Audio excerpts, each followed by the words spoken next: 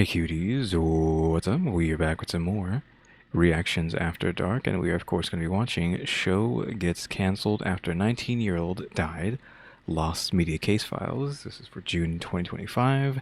It's obviously by Blame It on Jorge, though again I feel like he called himself George the other day, which didn't make any sense. I feel like that was a joke, but like, why did he say George? I swear to it's always been Jorge. But then he's like, nope, George this time. Anyways, though, we're back with some more Blame on Jorge. Now that we've opened the floodgates of watching him, we can just go ahead and watch him whenever. Though we're honestly just watching him today because it's a short enough video, and I'm already running late. It's almost 7 o'clock, and these videos need to go up at 8 o'clock. So, oof. I did order new internet today, though, so. That should be here on the 19th, which should mean that I can just do crazy stuff for the channel again. Like I can start streaming whenever, because the hardest part about doing YouTube is having upload speed, right?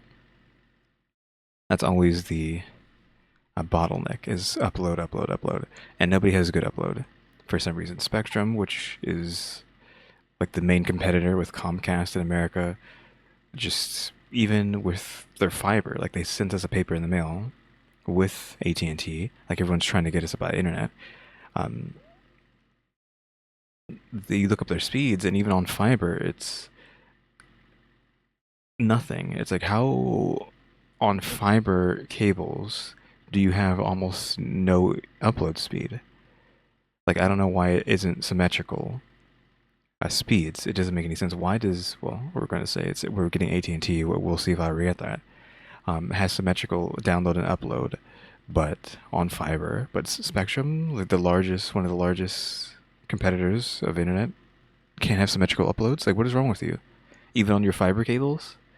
I don't understand. Like, maybe it does, but they just want to like lowball it and make you see or think that they don't have good upload, which is stupid. Because in this case, I feel like you would be better off lying, because like, you don't have good upload. I don't want to pay for that. We had Spectrum before. I mean, we're going on like a stupid internet rant that nobody cares about. But yeah, I'm trying AT&T. They're supposed to have symmetrical upload, so I should be able to just instantly upload any video in a microsecond and be able to stream with no issues. That's assuming there isn't like issues with you know, uploading and downloading at the same time. You know, playing a game and then uploading. Yada yada yada. But whatever. Again, nobody cares about that, but yeah, hopefully we can just start going stream crazy from now on, because I've been using T-Mobile just because it was cheap during the move here, and it obviously does not have good upload. It can be like really low sometimes. So videos, I had to actually cut down the quality of my videos this year, like the actual bitrate of the videos, just so I wasn't spending hours and hours uploading like a 5-minute video, right? So that's some behind the scenes stuff for you.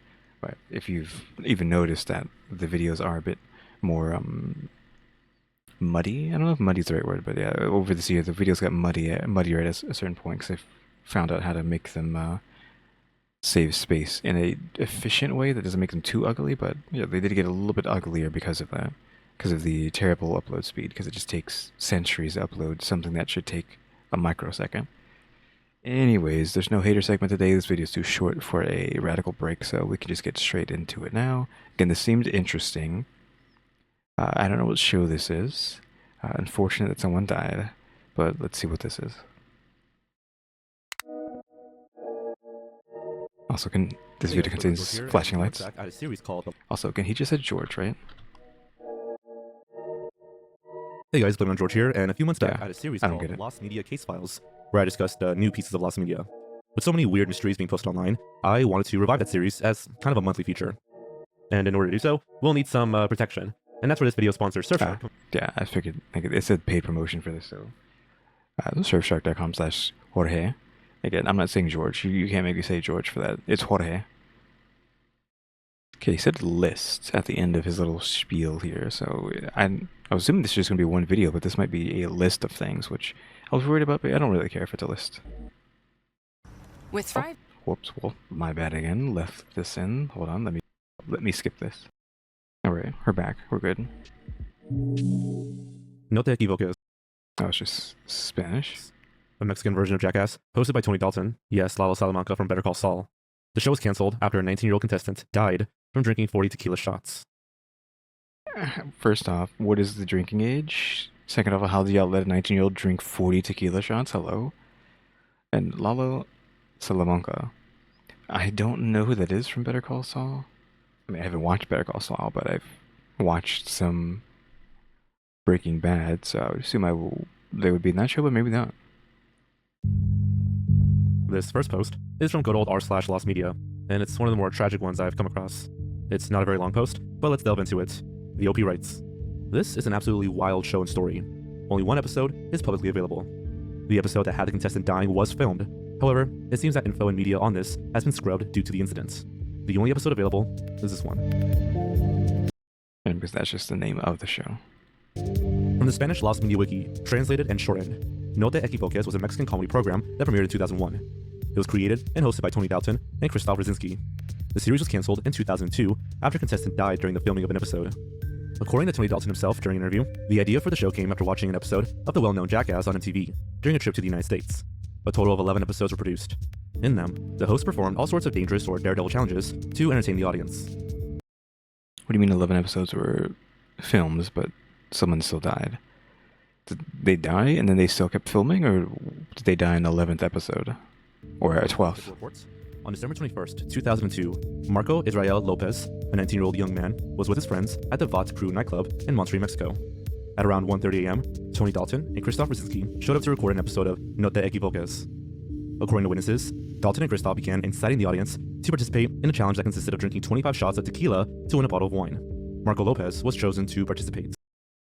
That's just so dumb. Like, I feel like just normally wouldn't 25 shots of that like kill you, question mark, kill anybody? So how did this guy drink 50? I mean, I don't know how much alcohol's in tequila. I don't drink tequila. We talked about this yesterday. I don't like alcohol. It's gross. But 25, I feel like is already too much. So 50 is obviously you're gonna die from that.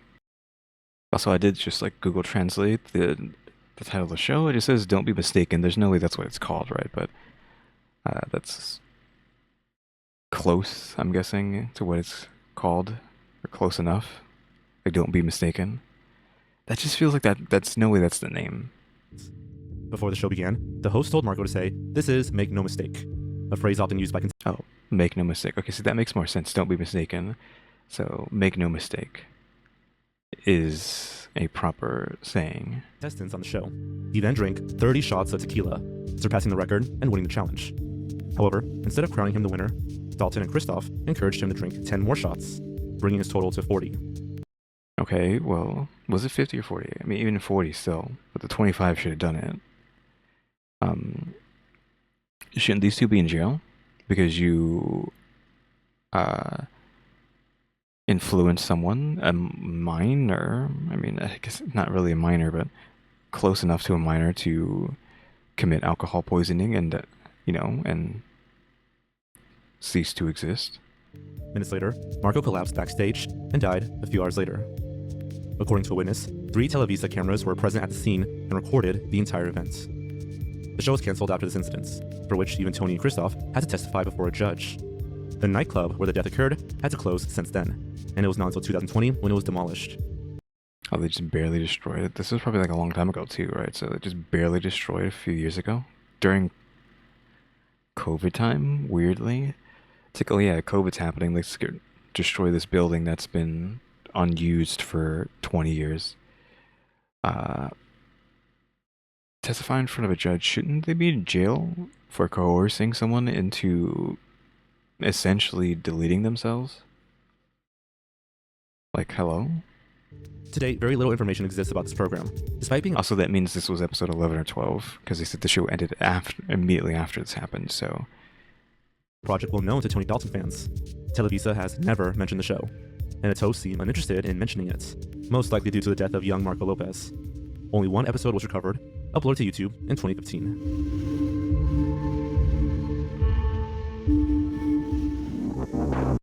I was going to say, are we even going to see what it looks like?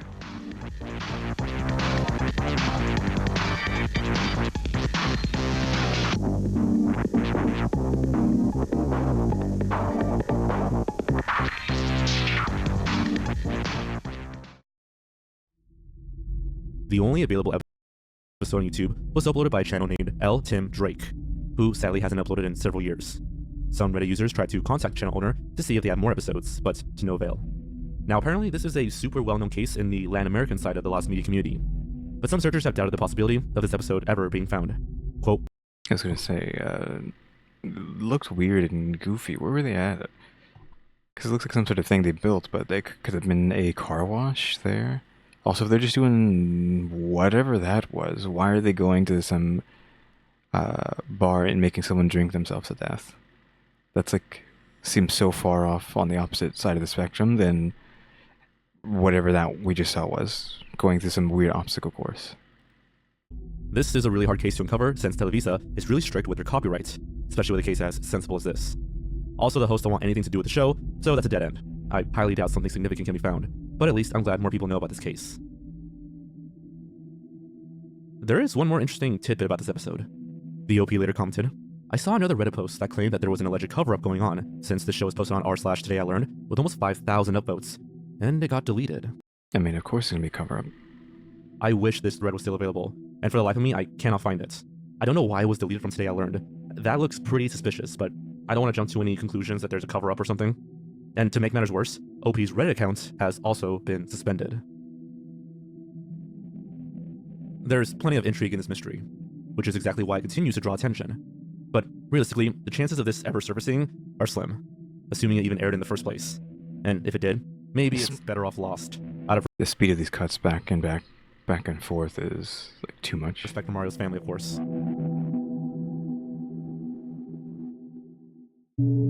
Okay, so we've already watched what the video was about.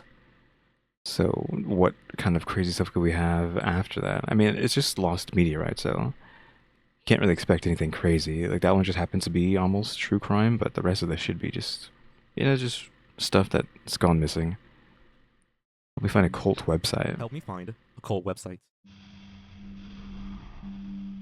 On June 9th, Reddit user PositiveCable1023 made this post onto r/RBI, or the Reddit Bureau of Investigations. To be fair, I'm unsure if websites count as media, but it's such a strange post I wanted to share it anyways. Quote, about a year ago I stumbled upon a very strange website. It was a link on an About to Be Author page within a Myers-Briggs test. Once you open the website, you were greeted with hundreds of weird links titled multicolored symbols. I mean hundreds. You would scroll through all of these different bizarre labeled links with strange typography and convoluted meaning. You'd click one, and it would be a poem of sorts. You'd sometimes see satanic or bizarre background art. The writings themselves were fascinating. Many of them talked about reprogramming your subconscious and obeying the beast. At least I think that's what it was calling itself. It got more disturbing the farther along the website you went. Alarm bells went off when I read one about underage women. So I started digging. Later on, I found one singular post on Reddit that another user had found this website, and more info on the author, and this property he bought and invited people out to. I read all about it, decided, wow, that was crazy, and never revisited that website again. But now I'm questioning what happened to the land he bought. Why can't I find the website anymore? Were there victims? Sometime after posting, OP later returned with an update. Quote, tons of amazing suggestions and help. Thank you so much. Just wanted to give an update in order to clarify some current information. People are aware of the site, but nobody has found it yet. Someone submitted a link that was super close, and will probably help you to find the OG site. There's a little trolling and weird downvotes in the comments. Please ignore it. Cool members? Links submitted thus far in order of relevance. Amozoo.com. This website looks eerily similar. The art, the links down the center, the multicolored links. I feel like we're so close. Some other links, so they don't get resubmitted and save people time, but also so y'all can check out some weird culty websites. Mentalsymmetry.com. This site hosts a ton of links, but is a completely different background style, and is linked to what seems to be semi-lucid content. A really good guess. LHOHQ.info. Click the mouse. I'm not sure where they found these many horrible pictures of Mickey Mouse. I'm just guessing we're just like never gonna find what the site is that he's talking about. I mean, there's just way too many websites, right? You have an infinite vast ocean, whatever, of places to be, places to go, so there's no way, right? Also, these look like AI generated. P1R8.net. Not relevant, but bizarre. Some wedding dress. website, just mishmash, mashed together. Well known and equally bizarre. OP wraps up by saying that his post isn't meant to bash the Myers-Briggs test, even though he clearly doesn't believe in it, and says that it's used by cult members. The comments are mainly comprised of Redditors suggesting other strange websites, but none of them were correct according to the OP. They also mentioned in the comments that they last visited the website no more than 2 years ago, so there's a decent possibility that it may still be active. But if the domain expired, and OP doesn't have it in their history or something, then this strange website, which may have been operated by cults, got away. These internet-based pieces of lost media are always so difficult to find. The back rooms. There's rarely a name or corporation attached, so it just boils down to finding the right guy. It's weird that we just seeing a picture of the backrooms here, but maybe this is because this is where the backrooms image originally originated from. I don't know. I haven't ever looked into where the backrooms image came from. I think I have seen people talk about it, but I don't know if it was this or not. I don't think it's this, but just weird to see it here, which I probably will be doing something in the backrooms soon, because there's a game called No Clip VR or something on the MetaQuest, and I plan on playing that. Of which I have never played any sort of backrooms game. I've watched a lot of backrooms content though, like even recently. I've been watching like the newest updates to that one backrooms game. One of the most well-known backrooms games, I think, went full version. I think it's like done being early access or whatever it was in. It's actually fully done. So I've been watching that. People play through that, getting all the endings. So I am interested in the backrooms. I just never have played one myself. Any of these by sharing this post, backrooms clones. can put this niche mystery to rest. Hey guys, if you're enjoying this video, I want to remind you all that I have a Spotify page now, so you can listen to my video. Spotify. So why? Hold on. Or she's like turning the audio down on my end, because I was like, why is he so loud? I'm just like realizing it's so loud. So I guess you could just listen to him talk about this stuff instead of watching. Videos on the go. And I also now have a community tab for you guys to post your own lost media mysteries straight to my channel page. And I'll definitely be taking a look at them. Fully I was going to read it, but he just reads all of them. Lost. 1967 to 1968. Squirt soda commercial that supposedly displayed color on black and white TVs. That doesn't make sense, right? I mean, black and white TV, they're not made to be color unless they always could be color. They just never did color. I'm confused on how that would even work. This post is a strange one and takes us through several websites. However, a Reddit user on r/lostmedia compiled a rundown of the information. Apparently, people have been discussing this strange commercial since 2018, which is 7 years ago now. Oh, and if you skip the flashing lights warning in the beginning of the video, this post is what that is for. I decided to make a post about this topic because I haven't heard all that many people talk about it, and I find it quite fascinating, to be honest. It started when I stumbled upon a thread on the Talk-Base forum titled, "Anyone remember experimental color images on black and white TVs?" The poster of the thread, Verbis, states, "I don't know what prompted me to remember this. Crazy. When I was a kid, we lived in the Los Angeles area. We had a piece of shit black and white TV in the family room. I was gonna say, like, how old are you? Like, 100? Color TVs were new technology, and my parents were skeptical. One day, a Squirt commercial came on, and the voiceover said something to the effect of, why do you keep saying Squirt? He said one day a Sprite commercial. Well, he means Squirt, but it's rather easy to mix. Okay, sure. Squirt is so bursting with flavor that you're probably seeing color on your black and white TV. I remember scrambling over to the TV, and sure enough, there was a static image of a Squirt bottle, and it was kind of in color. This is apparently an approximation of what some viewers saw.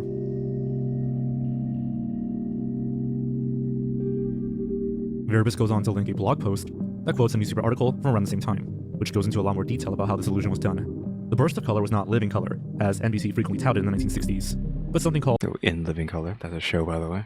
Subjective color. It gave the illusion of color by pulsating white light in a particular sequence for each color, with a rotating device attached to a regular black and white TV camera lens. There were a few drawbacks. The images were nothing at all like true color TV. It didn't have the intensity or range of colors. As the technology currently stood, the effect could only be used on still images. Verbis explains in the comments of the Talkbase thread that this illusion was done by using something called a Binman's top. I find this to be a good video on it, although I don't recommend watching it if you have epilepsy. Sure, I mean, we're watching it even faster. The effect given, being able to see color from a black and white pattern, ended up being named the Fechner color effect, after one of the several people who experimented with this illusion. According to this article from 1968, the Benham's top was inserted between the camera lens and the scene being viewed by the camera in order to create this illusion for a TV. Another source from 1968, the British TV show Tomorrow's World displayed an example of how this illusion would look when played on television. epilepsy warning again, as the flashing displayed from this illusion is quite brutal on the eyes. According to the most recent American... I mean, it looks green. Like, what's the normal speed? research, more than half of you watching now will be seeing something which is invisible to the others. Well, did you see it? Color on a black and white system. If you didn't see it, it could be because your viewing conditions aren't right. The people who made that film say the curtain should be drawn and the lights on in your room. Here's another film from the same makers. Try blinking your eyes, that might help a bit. Now what you're looking for is the color generated in the flakes as they fall out of the packet. They're intended to appear red, blue, and green. If you still don't see it, try getting a bit nearer the set. Of course, like, we don't see anything because I guess it just looks still black and white when you're watching a video back like this. I mean, stuff looks green in the background. That's all the color I'm getting. It seems that the people on the talk-based forum aren't the only ones who remember seeing this illusion on TV either, as the subreddit r/AskOldPeople had a post from several years ago titled, "Am I nuts? Or does anyone else remember color commercials on black and white television sets?"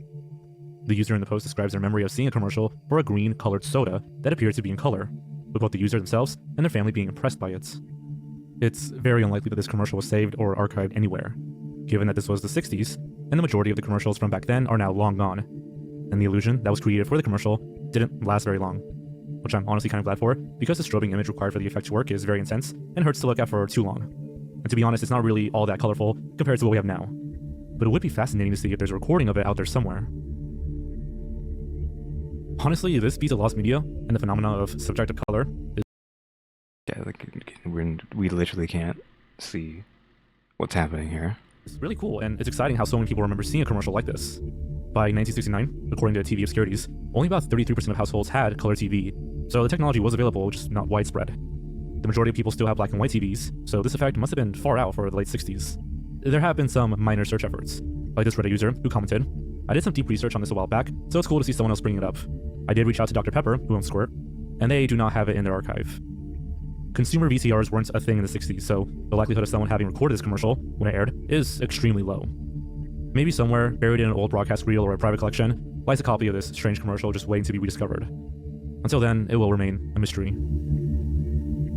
That's weird. I mean, I've never heard anyone talk about that before, so I wouldn't have even assumed it was possible to do that back then on a TV that doesn't do color. The Day the Clown Cried. That's creepy. If you've been in the lost media community long enough, then this title might ring a bell. It's a classic yet infamous lost film that was rumored to finally be releasing in 2025. I mean, okay, well, 2025 is almost gone. They're like less than... What, we got 14 days left of 2025, question mark? So more than half the month's over already. So, what happened? But 2 weeks into it's over. Legendary comedian Jerry Lewis, the film has become one of the most talked about and taboo cinematic enigmas in Hollywood history. It was never officially released, never screened for the public, and for decades, Lewis himself refused to let anyone see it. Why? Are we ever going to get to see The Day the Clown Cried? No. Just immediately, no. No. You want to know why? Simply because it's very easy to sit in front of an audience and expound on your feelings. It's another thing to have to deal with those feelings. And in terms of that film, I was embarrassed. I was ashamed of the work, and I was grateful that I had the power to contain it all and never let anybody see it. It was bad, bad, bad. Okay. What happens, though, when he's gone? Will people just ransack his house to find this lost media, or what? The plot follows Helmut Dork, a washed-up German circus clown during World War II. After mocking Hitler and being imprisoned in a Nazi concentration camp, Helma is eventually forced to perform for Jewish children and lead them to the gas chambers. The final act of the film depicts a broken clown walking hand in hand with children into a gas chamber. The film was meant to be tragic, but even its earliest viewers called it disastrous. I mean, a Hollywood movie starring Jerry Lewis as a sad clown? It simply didn't work. Some early screeners described it as miscalculated. Others said it was horrifying in all the wrong ways. The final nail in the coffin came from Lewis himself, who locked the master prints away in a vault, claiming, quote, "No one will ever see it. It's embarrassing." And yet we're seeing these images right now. And for a long time, that was it. In 2015, it it was revealed that Jerry Lewis had donated a copy of the film to the Library of Congress, under the condition that it not be released for 10 years, or 2025. However, 1 year prior, in 2024, it was screened to journalist Benjamin Charles Jermaine Lee, who confirmed that the library did not contain the full film, only 5 hours of footage. In May of this year, it was revealed that actor Hans Crispin had acquired a complete work print of the film, having stolen a copy during his time working for Europa Film in 1980. It comes clean 45 years later? So someone stole the movie 45 years ago, and is just saying it now, and they had never released it despite having stolen it 45 years ago? What the heck? And that brings us to this Reddit post. Unreleased media, a word copy of The Day the Clown Cried, has now been sold. This post, by user Car Crush, translates a Swedish article about the whereabouts of the film. Hans Crispin's pirated copy of the legendary Jerry Lewis film is the only known complete version. Swedish actor and TV personality Hans Crispin recently revealed to the magazine Icon that in 1980, he stole a film reel of the legendary Jerry Lewis film, The Day the Clown Cried, and made a pirated copy, which he has kept for 45 years. The film, which is about a clown in Auschwitz during the Holocaust, has never been publicly shown, and is considered a holy grail for film enthusiasts. It has long been regarded as lost. The copy Crispin has is the only known version with intact editing and sound. Hans Crispin, who at the time worked copying porn films to VHS at Europa Film, stole the film along with a co-conspirator and kept it in secret for decades. In the Coulter Nee Headshot interview a few weeks ago, he said he was now done with the secrets and ready to pass it on to the next generation. And he has done so. But what does Jerry Lewis have to say about this? Question mark? I have sold it for a modest sum. I can't reveal more. They came here and watched it. They made an offer. I accepted it, signed a paper, and promised not to tell anything more. Okay, you made a bunch of money, but 45 years later, you're probably ancient. What are you gonna do with that money? How much of that money can you even enjoy now, 45 years later? Because you're probably like 80. When asked how he feels about having sold something he stole and pirated so long ago, he responds that he has reflected on it over the years. Yes, I stole it, and I've thought about it. You're not supposed to do that. That's how it is. But I really wanted to preserve it, and I looked up the statute of limitations a long time ago. 2 years. And the rights to this film are so tangled that no one really knows who has the rights to this copy. How does it feel now that your big secret is out? A bit empty, actually. I mean, I can't watch the film anymore. I've always been able to before, or show to someone. You and Caroline Hayner were the last to see The Day the Clown Cried at my place. So this is a bit of a downer ending. Infamous film was apparently so bad, all the footage was locked away in the Library of Congress, who, according to curator Rob Stone, have no intentions on ever releasing it. A copy was stolen by a film employee who wanted to pass it on for the next generation, only to sell it to an anonymous seller. My gut is telling me that's it. Rare media attracts hoarders and private collectors who want to keep it all to themselves. Maybe back then, films that blended World War II with comedy and clowns was a bit too taboo. But there are similar films today, and even some that have won awards. So, who knows? Unless anything major happens, like the anonymous buyer coming forward, or the library changing their mind, The Day the Clown Cried will remain a lost film. What are these images that we're seeing? Do we just have like little snippets here and there that's all been put out, or what? Like, what the heck are we watching right now? If it's not like this movie. I'm assuming it is this movie, but they even showed what I assume is like the ending at one part. So where are those clips coming from? Yeah, that is that. That's it for the video. Again, what is going on with that movie though? So someone who spent a lot of money to own it, could have been Jerry himself, right? To be like, hey, I want this back. No one's allowed to see this. That still leaves the question of like, who the heck is posting these clips though? These little snippets of the movie. If like nothing was ever supposed to be seen. And they're like pretty high quality too for something so old, right? So yeah, I don't know what's going on there. But yeah, that's gonna be it for today. Just some interesting lost media stuff. The clown thing is weird. The soda thing is that's just interesting. There's something I didn't know was possible. The cult thing has been found. And of course this one, which is what this entire video is titled after. Just unfortunate someone had to die because of their stupidity. Again, how are they not end up in jail? How did they not end up in jail? That doesn't make any sense. Because again, you coerced a young adult, or however you want to label him, into drinking themselves to death, question mark, and you just get away with it scot-free, question mark. Like, I don't know how that was allowed to happen, but yeah, what can you do, I guess. Yeah, that's going to be it for today, and we just wanted a short video because I'm running late anyways, like I said. Just something short. again, no radical break or anything like that. I don't really have much else to talk about either, so we're just gonna go ahead and end. Though again, I completely forgot to do this. I wanted to put this up at the beginning, but I forgot to do it. But yeah, again, the throne to help me get a new computer. And that's gonna, we're working on doing that now. However long that takes, maybe, like, hopefully we can get that done in a year. I doubt it, but maybe we can do something. Again, I should be able to stream like crazy soon, assuming this internet's actually pretty decent. But yeah, guys, I can't stop saying guys. But yeah, Kyuuties, thanks for watching. Remember to buy my stickers or think about becoming a member, subscribe, become subscribed, so we're going to watch time and subscribers. And don't forget we have a throne now as well. And shout out to the members, EmmyStarr, RaleyDrew, and alexgkiller 880. Be a Kyuuties, thanks for watching. Tune into the next episode. Like, subscribe, comment. Do the do. See ya.